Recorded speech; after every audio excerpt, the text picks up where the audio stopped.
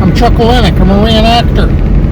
And for 36 years in the classroom, I used living history to try to capture the attention of my students and, quite frankly, to understand some of it better myself, by immersing myself totally in the culture. Well, can't do that as completely as I'd like to, but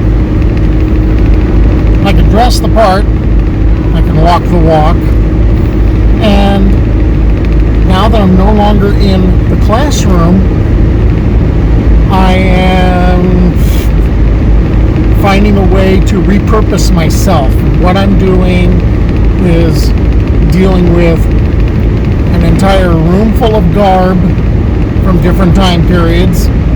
Still got that. I can put it to use. I have a passion for bringing the past to life. That's still there. That's why I'm also involved in reenactment organizations. And I have a desire to preserve landmarks, because landmarks tend to go away. And what I'm doing right now is traveling up El Camino Real. Okay, the 101 to a lot of people, at least the stretch of the 101. And I am on a very pretentious sounding mission Odyssey, which is sort of my personal pilgrimage as a history geek to visit each of the sites associated with Alta California and somewhat later periods, if I can squeeze those in. And what I intend to do is visit these sites, wear the garb that's appropriate to that part of the story, and tell the story of each of these places and document the experience. So today's leg, I am going to Mission San Antonio de Padua, which was the third mission established, and I have just left Mission San Miguel Archangel. So the trip is about 40 miles, like that. And I intend to see what's there. I'm restricted a bit because COVID is still doing its thing, and so some places are locked up. And I'll see what I can get, what I can document. I hope you stick with me. I scored. The mission was open after all.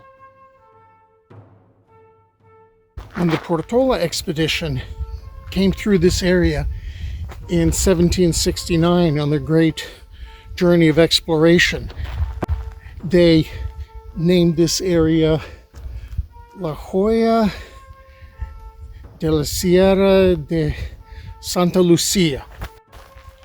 Okay. This is where they camped, and it was considered a possibility as a site for one of the missions. So there's politics involved in this. The third mission was supposed to originally have been Mission San Buenaventura, but there were political questions thrown up, or political issues, and Father Serra was pretty impatient. He wanted to get going on the next project, and he had just moved Mission San Carlos away from the Presidio in Monterey, and he moved it over to Carmel. And while the stockade was being erected, he really wanted to get going. So he left with a couple of padres and headed into this valley in the southern part of Monterey County. And the Portola expedition had described it as La Joya de la Sierra de Santa Lucia. Father Serra will later call this area the Valley of the Oaks, or Los Robles. We end up with Mission San Antonio de Padua, mission number 3. Here the small party pitched their camp at the site of the new mission, and as was their custom, began to prepare for the devotional services to be performed before the day was done, taking the large bronze bell from its place upon a mule pack and securing it to the lower branch of a tree. They waited in silence. Suddenly, Padre Serra leaped to his feet and rang the bell, and in a strong, clear voice that matched the fervor of the bell, he called to the empty wilderness about him, "O ye Gentiles, come to the Holy Church, come to receive the faith of Jesus Christ." The story goes that Padre Miguel Perez grew alarmed for the well-being of Serra and asked, "Why, Father, do you tire yourself? There is not a single Gentile in the whole vicinity. It is useless to ring the bell." Serra turned to him and said, "Father, let me give vent to my heart, which desires that this bell might be heard round the world." It was discovered that a lone Salinan witnessed the actions of Serra, prompting the observation, "We see what has not been observed in any other mission. At the first Holy Mass, a pagan is present." The curious boy who watched the Mass that dedicated Mission San Antonio de Padua was afterwards offered attention and gifts by Serra. He returned with many other Indians who expressed an interest in Serra and in such pleasant company. They brought pine nuts and acorns as gifts, and the padres gave them in exchange strings of glass beads of various colors. These were predominantly the Salinan, and they called this area Telhaya. Well, most of the neophytes that would be associated with this mission were northern Salinan, and the neophytes would be called Antonianos. But the Salinan weren't the only group here. There were also Yokuts and there were Esselen, and tribes merged because it didn't seem to matter about tribe. Once you were a neophyte, you were in with that particular mission and you got the label. There was a variation of the mission's name. So these were the Antonianos, and this would be the very first of the missions established in Salinan country.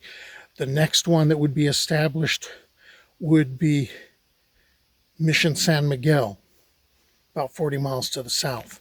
Thus it was, however, that Mission San Antonio de Padua was officially dedicated on July 14, 1771, as the third of the 21 California missions, dedicated to Anthony of Padua, who was born in Lisbon, Portugal, the finder of the poor and of lost possessions. Padre Serra, after 15 days, left Padres Miguel Perez and Buenaventura Sitiar in charge. At once buildings were begun, in which work the Indians engaged with energy, and soon church and dwellings surrounded by a palisade were completed. When Serra returned to the mission the next year, he found that its inhabitants had nearly starved and had survived only with the help of the Salinan, who shared with them. A hunting party was sent to the Valley of the Bears near current San Luis Obispo.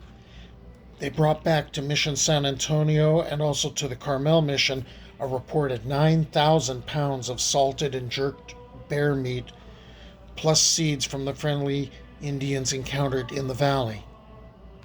The original location had to be abandoned in 1773 due to drought, and the new site was chosen on the east bank of the year-round Mission Creek, 1.5 miles further north in the valley.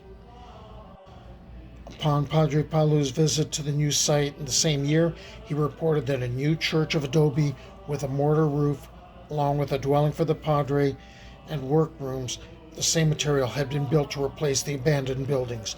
The Salinan neophytes had constructed houses of wood and mud for the soldiers and guard, and a large neophyte village of tule reeds and poles as well.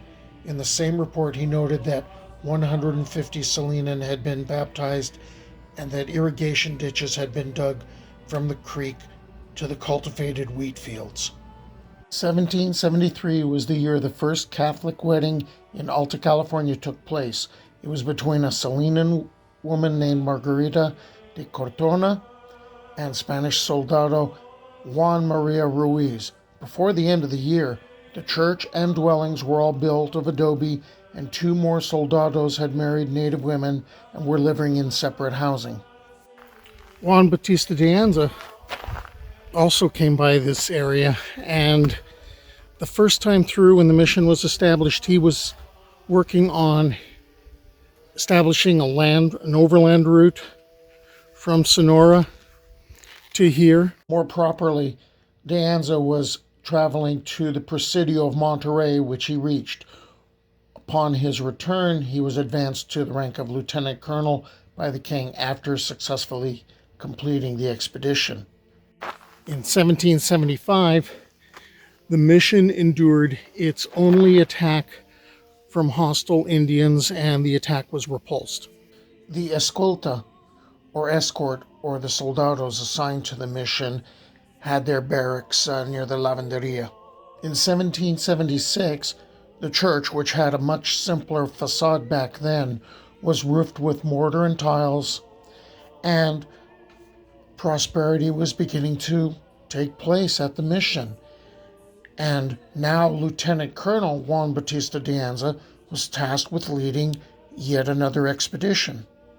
And in March of 1776, he ended up bringing about 240 immigrants on his way up to the Bay Area. During that visit, Padre Pedro Font, the expedition diarist, wrote, "The site is very good, with plentiful water from the river which runs through this valley. In the range there is a general abundance of oaks, live oaks, and pines, and consequently plenty of pine nuts and acorns." But then he gets a bit darker. He clearly had no strong love for the native neophytes of San Antonio, whom he found to be, quote, "dirty, not pleasantly formed, and embarrassingly primitive in their mode of dress. Their language, which was carefully translated into a written form by Padre Setar, who had created a 400-page native vocabulary and used this to develop catechism in the Indian language, seemed nothing more than a series of guttural grunts to the civilized listener, according to Padre Font.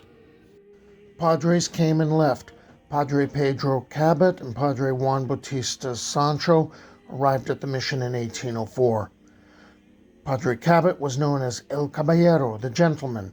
He was the brother of Padre Juan Cabot, known as El Marinero, the mariner, who was assigned to Mission San Miguel in 1807. Under El Caballero, construction started on the third and final, or Great Church, in 1810. It took 3 years to finish, and the ceiling timbers were cut in the mountains and floated to the area by way of the San Antonio River. In 1821, an arcade with 3 arched openings and fashioned from ladrillos, or burnt brick, was built out from the church portico, giving the mission a rather unique appearance. That building was the base for the current church. Each side of the facade includes a square bell tower, both of which have one bell. The third and largest bell, which is original, is at the center of the arcade over the largest arch. San Antonio de Padua was the first mission in Alta California to reach a population of over 1,000 neophytes, which would probably explain why there were 2 lavanderias, one by the neophyte quarters and one by the cuartel, or the barracks. And on the other side of the lavanderia was the cemetery, the final resting place for the Christianized neophytes. You know I'm coming back because I had too much stuff. So I hope you'll stick with me on the journey back to Mission San Antonio de Padua.